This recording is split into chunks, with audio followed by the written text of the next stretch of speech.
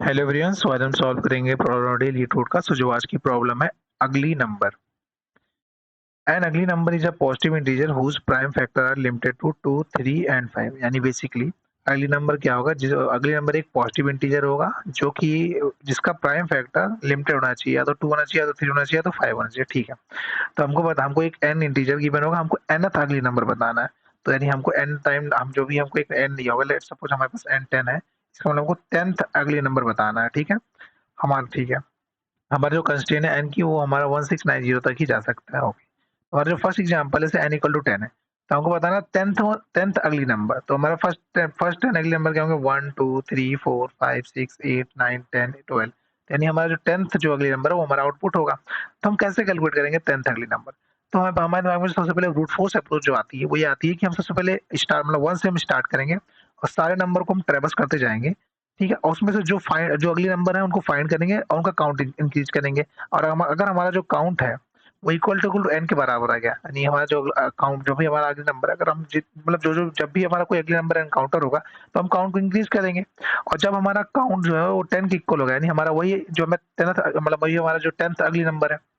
ठीक है, जैसे हमारा काउंट एन जो है, हमारा जो काउंट होगा वो एन के इक्वल हुआ, यानी वो जो हमारा नंबर पार्टिकुलर नंबर हमारा अगली नंबर है। और कौन सा अगली नंबर है, वो जो हमारा nth अगली नंबर है, यानी जो हमको फाइंड करना है।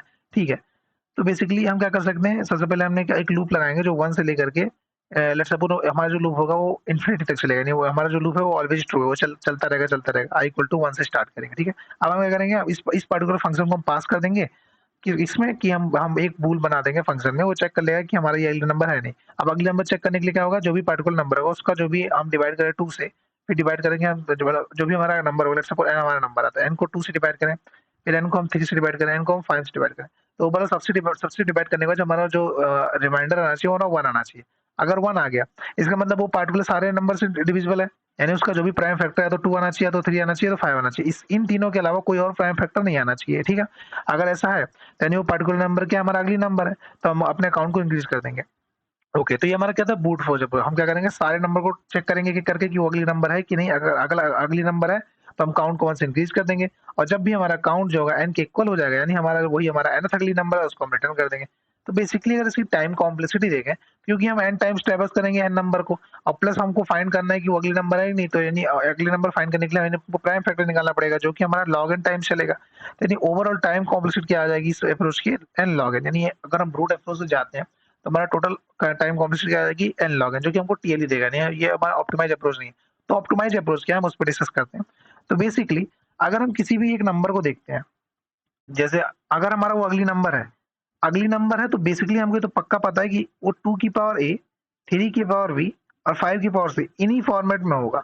अगर वो पार्टिकुलर नंबर अगली है, यानी जो भी कोई भी नंबर हमारा अगर वो अगली नंबर है, तो यानी उसका जो फॉर्मेट होगा इसी फॉर्मेट में, यानी 2 की पावर ए, 3 की पावर बी और 5 की पावर सी, इन्हीं फॉर्मेट में होगा। इसके अलावा कोई और फॉर्मेट में वो एग्जिस्ट नहीं करेगा। ठीक है, अब इसको समझते हैं। तो लेट्स सपोज मैंने क्या बोला कि अगर वो अगली नंबर है, तो यानी वो या तो 2 की पावर सम ए होगा, या तो मतलब लेट्स सपोज अगर अगली नंबर है तो 2 की पावर ए होगा, या तो 2 की पावर बी होगा, 2 की पावर सॉरी 2 की पावर ए होगा, 3 की पावर बी या 5 की पावर सी, यानी इन्हीं फॉर्मेट में होगा कुछ। ओके, यानी हमको समझ में आया कि अगर अगली नंबर है तो यानी 2 की पावर समथिंग कुछ होगा, 3 की पावर समथिंग कुछ होगा, और 5 की पावर सब इन्हीं इन्हीं की पावर में समथिंग होगा, और किसी पावर में कुछ नहीं होगा। मतलब और कोई और किसी और की पावर में नहीं हो सकता। तो लेट्स सपोज हमारा 1 जो है ऑलरेडी है, 1 हमारा ऑलवेज हमारा ट्रू है, नहीं ये अगली नंबर तो है ही। तो बेसिकली अगर हम 1 को 2 से मल्टीप्लाई करें या 3 से मल्टीप्लाई या 5, यानी हम क्योंकि जो भी हमको प्राइम फैक्टर चाहिए 2 या 3 या 5, यानी यही प्राइम फैक्टर चाहिए। अगर हम अगली नंबर को 2, 3 और 5 से मल्टीप्लाई करें, तो जो नेक्स्ट नंबर होगा वो हमारा अगली होगा। यानी अगली नंबर को अगर हम 2, 3 और 5 जो भी हमको प्राइम फैक्टर गिवन है, यानी जो क्वेश्चन में वो गिवन है कि 2 या 3 या 5 होना चाहिए उसका प्राइम फैक्टर। अगर हम इसी अगर किसी भी अगले नंबर को हम 2 या 3 या 5 से मल्टीप्लाई करें, तो जो नेक्स्ट नंबर होगा हमारा वो अगली नंबर ही होगा। 2 को अगर हम 2, 3, 5 से मल्टीप्लाई करें, 4, 6, 10, ये हमारा अगली नंबर होगा। ठीक है, यानी बेसिकली हमारा जो करंट नंबर है 1, अगर हम 1 को अगली नंबर से, यानी हम अगर 1 को अगर हम 2 या 3 है ना, 2, 3 और 5, यानी जो हमारा प्राइम फैक्टर गिवन है, यानी यही हमारा प्राइम फैक्टर हो सकता है। तो अगर उससे मल्टीप्लाई करो तो हमारा जो नेक्स्ट नंबर आएगा वो अगली नंबर आएगा। तो बेसिकली यानी हम इस तरीके से कंप्लीट क्या हम कर सकते हैं, हम कंप्यूट कर सकते हैं कि हमारा अगली नंबर क्या होगा।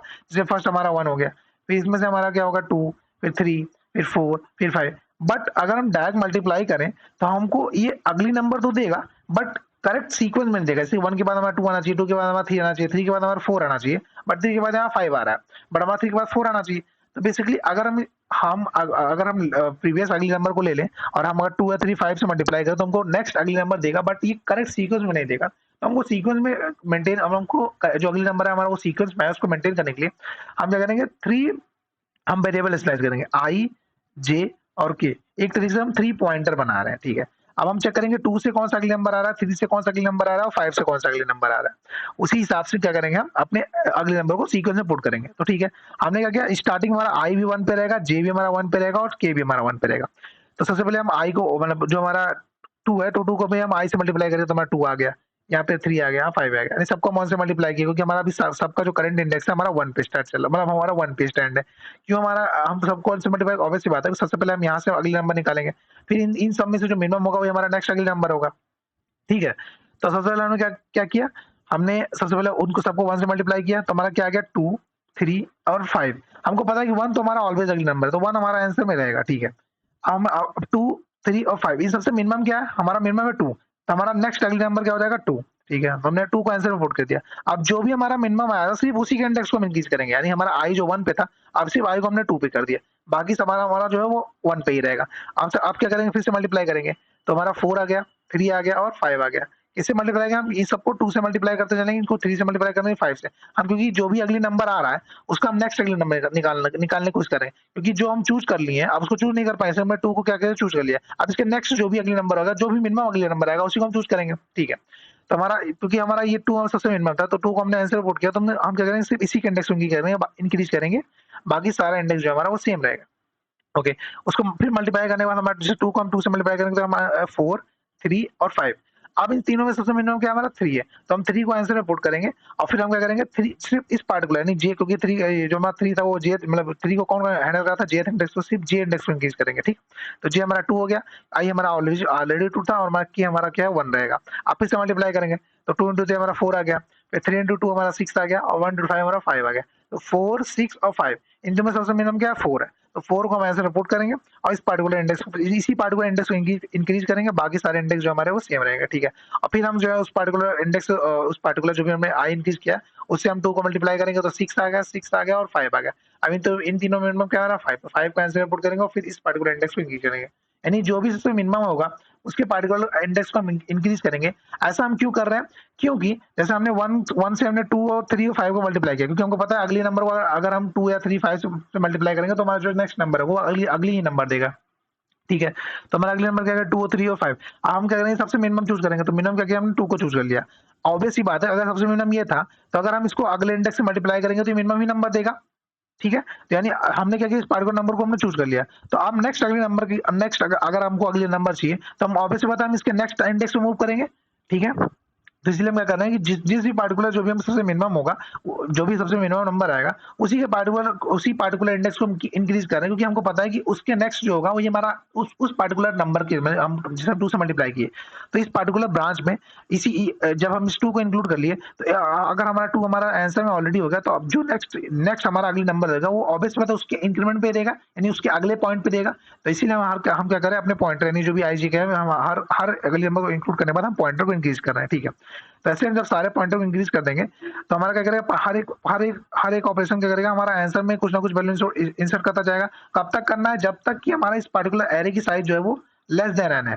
जैसे लेट्स सपोज हम कहाँ पे थे, यहाँ पे थे, के इक्वल टू 2 हो गया, तो हमारा इस पार्टिकुलर इसमें सबसे मिनिमम क्या था हमारा, एक सेकंड, हाँ यहाँ पे थे, ठीक है। इस पार्टिकुलर जब हमारा के बनता था इस सबसे मिनिमम हमारा था 5, ठीक है, हमने 5 सेट कर दिया। आप क्या करेंगे, इसी पार्टिकुलर इंडेक्स को के को इंक्रीज करेंगे, बाकी से हमारा जो था इंडेक्स वो हमारा सेम रहेगा, ठीक है। अब की हमारा इंक्रीज हो गया, अब हम 3 इंटू 6 जो, क्योंकि हमारा इंडेक्स वही था तो हम आई जो था उसी से मल्टीप्लाई करेंगे, तो 3 इंटू 2 6 हमारा 6 6 10, इन सबसे मिनिमम क्या है 6। अब जैसे ही हमारा 2 मिनिमम हो जाए, यानी अगर हमारा मिनिमम 2 वैल्यू हमारा सेम है तो हम दोनों के इंडेक्स को इंक्रीज करेंगे, यानी हमारा आई भी 4 को जाएगा और जे भी हमारा जो 2 का था वो 3 को जाएगा, ठीक है, और के हमारा वही रहेगा, ठीक है। अब हम 6 को आंसर में पुट कर देंगे, अब हम इसको मल्टीप्लाई करेंगे तो 8 आया, 9 आया और 10 आया, ठीक है। अब इन तीनों में मिनिमम क्या हमारा 8 है, 8 है तो हम 8 को आंसर में पुट करेंगे और सिर्फ इसी पार्टिकुलर इंडेक्स को इंक्रीज करेंगे, क्योंकि हमको पता है कि हमने इस जो पार्टिकुलर नोड पे, यानी जो हमारा मिनिमम था हमने उसको आंसर में पुट कर दिया, तो हम नेक्स्ट मिनिमम की तरफ हम मूव कर जाएंगे, यानी नेक्स्ट अगले नंबर की तरफ मूव कर जाएंगे। तो ऐसे हम करते हैं, अगर हमारा सेम नंबर आता है हम दोनों के इंडेक्स को इंक्रीज करेंगे। और कब तक हमको आंसर ऐसे ऑपरेशन परफॉर्म करना है, जब तक कि हमारा इस पर्टिकुलर जो भी एरे है इसकी साइज लेस देन n है, क्योंकि जैसे ही ग्रेटर देन n हुई यानी हमने nth अगली नंबर फाइंड कर लिया है। जैसे यहाँ पर 1 2 3 4 5 6 7 8 9 10, हमको 10th अगली नंबर चाहिए था, तो हमारा क्या है 12। तो जब तक हमारा एरे की साइज हमारा लेस देन n है तब तक हमको ये पढ़ी से ये सारे ऑपरेशन परफॉर्म करने हैं। क्यों इस तरीके से हम ऑपरेशन क्यों परफॉर्म कर रहे हैं, क्योंकि हमको जो आंसर चाहिए वो सीक्वेंस में चाहिए। अदरवाइज ये भी हमको आंसर दे रहा है बट ये नॉन सीक्वेंस में दे रहा है, क्योंकि हमको सीक्वेंस में चाहिए। हमने 3 पॉइंटर मेंटेन किया, जिस भी पॉइंटर से जो हमारा आंसर है, जो भी सबसे मिनिमम है, अगर हमारा वो सबसे मिनिमम उसको जो भी सबसे मिनिमम होगा उसके आंसर को हम उसमें पुट करेंगे और उसी पार्टिकुलर पॉइंटर को इंक्रीज करेंगे। अगर हमारा नंबर जो है, अगर कोई भी दो आंसर सेम आ गया तो हम दोनों के पॉइंटर को इंक्रीज करेंगे, ठीक है। तो ये पार्टिकुलर हमारी अप्रोच थी। अब हम एक बार कोड देख लेते हैं। तो हमने सबसे पहले क्या एक रिजल्ट हमें क्या रिजल्ट बनाया, जो कि हमारा तो पार्टिकुलर मतलब जो भी हमारा आंसर आ चुका है उस मतलब जो भी हमारा अगले नंबर है उस पार्टिकुलर अगले नंबर को स्टोर करेगा। हमने 3 बनाया पॉइंटर आई जे के, ठीक है। जब तक कि हमारा रिजल्ट की साइज लेस देन है, क्योंकि हमने क्या बोला, जब भी हमारा अगले नंबर आ रहा है हम क्या कर रहे हैं उसको पार्टिकुलर रिजल्ट में स्टोर कर रहे हैं। तो इसलिए हमने इस रिजल्ट को इनिशियलाइज किया था। और पार्ट जो भी हमारा सबसे मिनिमम आएगा उसको हमको इसी रिजल्ट में पुश करना है। तो अगर जब तक कि हमारे रिजल्ट की size less than equal to n है तब तक हमको जो भी ये सारे ऑपरेशन है हमारे ये परफॉर्म करते रहने हैं, ठीक है। अब हमने क्या किया है, सबसे पहले रिजल्ट को हम जो भी हमारा रिजल्ट है हमने इनिशियलाइज 6 से किया 1 से। तो जो भी आई है उसको हम 2 से मल्टीप्लाई किया, फिर हम जे को भी 2 से 3 से मल्टीप्लाई किया 5 से। इन तीनों में से जो भी सबसे मिनिमम होगा उसको हम रिजल्ट में पुश कर देंगे। अच्छा, अब हमको कौन सा आई या जे कौन सा इंक्रीज करना है, तो जो भी हमारा सबसे जो भी जिस भी नंबर को हमने पुश किया नहीं, जो भी सबसे मिनिमम नंबर होगा वो किससे आ रहा है, रिजल्ट से आई से आ रहा है, जे से आ रहा है, किस आ रहा है। जिस पार्टिकुलर मल्टीप्लिकेशन सबसे मिनिमम नंबर आ रहा है उसी पार्टिकुलर इंडेक्स को हम इंक्रीज करेंगे। अगर दो सेम से आ रहा है तो हम दोनों इंडेक्स को इंक्रीज करेंगे, ठीक है। और कब तक करेंगे, जब तक रिजल्ट की साइज हमारा लेस देन n है, क्योंकि हमेशा ये पार्टिकुलर जो भी होगा एक ना एक नंबर को इंसर्ट करेगा। तब तक हम पुश करेंगे जब तक कि हमारे रिजल्ट की साइज लेस देन n है। और लास्ट में एंड में हम क्या करेंगे, सबसे लास्ट एलिमेंट को रिटर्न कर देंगे, क्योंकि हमारा वही nth हमारा अगली नंबर होगा। इसकी टाइम कॉम्प्लेक्सिटी क्या आ गई, इसकी टाइम कॉम्प्लेक्सिटी सिर्फ बिग ऑफ n है। और हमारे जो प्रीवियस अप्रोच थी जो हम सोच रहे थे, जो हमने बताया था कि उसकी टाइम कॉम्प्लीट कर रही थी n, तो हमको ट्रेवर्स करने में लग रहा था और log n हमको लग रहा था उस टाइम पे उसके प्राइम फैक्टर को मतलब उसको प्राइम चेक करने के लिए कि हमारा ये जो इसका प्राइम फैक्टर होगा 2 या 3 या 5 है, इन्हीं में से है कि नहीं, ठीक है। और ये हमारा ऑप्टिमाइज अप्रोच था जिसकी टाइम कॉम्प्लेक्सिटी क्या आ गई, बिग ऑफ n। और स्पेस कॉम्प्लेक्सिटी बात करें, क्योंकि हम हर रिजल्ट को स्टोर कर रहे हैं तो स्पेस कॉम्प्लेक्सिटी भी बिग ऑफ n है।